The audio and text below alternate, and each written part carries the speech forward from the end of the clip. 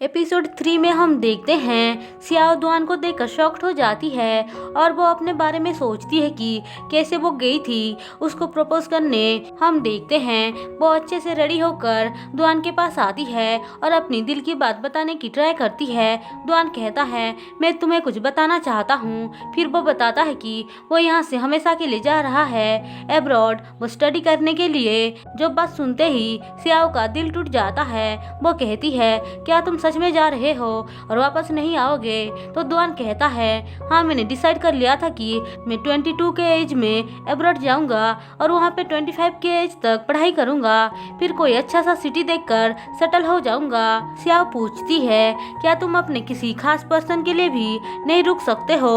तो वो मना कर देता है, जो सुनकर बेचारी बहुत ज्यादा सैड हो जाती है। बेचारी सियाओ ने क्या सोचा था और क्या हो गया, हम प्रेजेंट सीन में देखते हैं। अचानक से अपने क्रश को सामने देखकर वो अपना फेस कवर कर लेती है और कहती है मेरे पास मत आना, मैं बिल्कुल भी अच्छी नहीं दिख रही हूँ। दुआन कहता है ठीक है मैं पास नहीं आ रहा हूँ। सियाओ कहती है तुमने तो बोला था तुम एब्रॉड जाने वाले हो और तुम अपनी डिसीजन किसी के लिए भी चेंज नहीं करने वाले हो, तो फिर वापस क्यों आ गए? उसकी ऐसी बातें सुनकर दुआ कहता है लगता है आप मुझे कोई और समझ रही हो।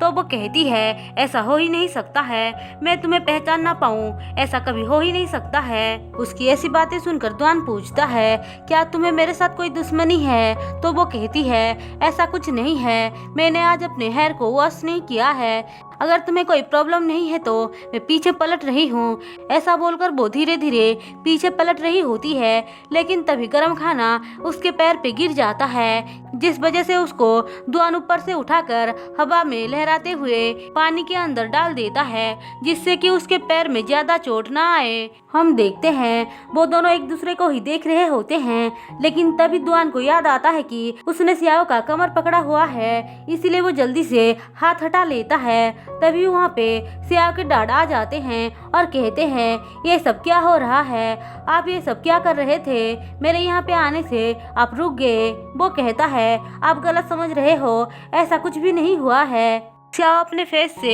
हेयर हटाकर बोलती है देखो क्या सच में तुम मुझे पहचान नहीं पा रहे हो, तुम सच में दुआन हो ना? ऐसा बोलकर वो बातें करती है तो दुआन कहता है मेरा नाम दुआन है और मैं यहाँ का चेयरमैन हूँ, वैसे तुम्हारा पैर अब कैसा है? सियाओ कहती है अरे हाँ, मैं तो पैरों को भूल ही गई।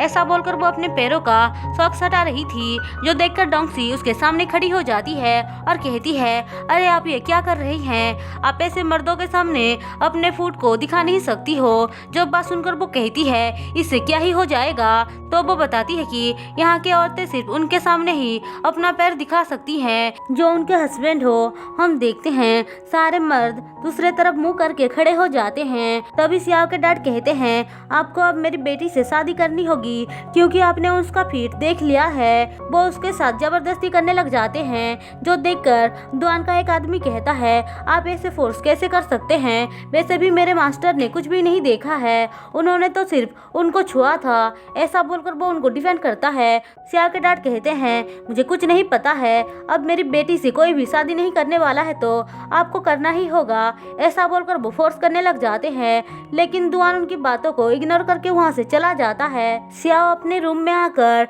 उसके बारे में सोचकर बहुत ज्यादा खुश हो रही थी। वो कह रही होती है मॉडर्न टाइम में मुझे रिजेक्ट कर दिया और एंशिएंट टाइम में मुझे मिल गया, यहाँ पे चल क्या रहा है? ऐसा सोचकर वो बहुत खुश हो रही होती है। तभी वहाँ पे जैंग आता है, जिसे देखकर वो डर जाती है और उसका मुंह बंद कर देती है। बाहर से डोंगसी पूछ रही होती है क्या हुआ आपको? तो वो झूठ बोल देती है कि मैंने एक कीड़ा देख लिया इसीलिए डर गई। जंग पूछता है तुम इतना ऑब्सेस्ड क्यों दिख रही हो?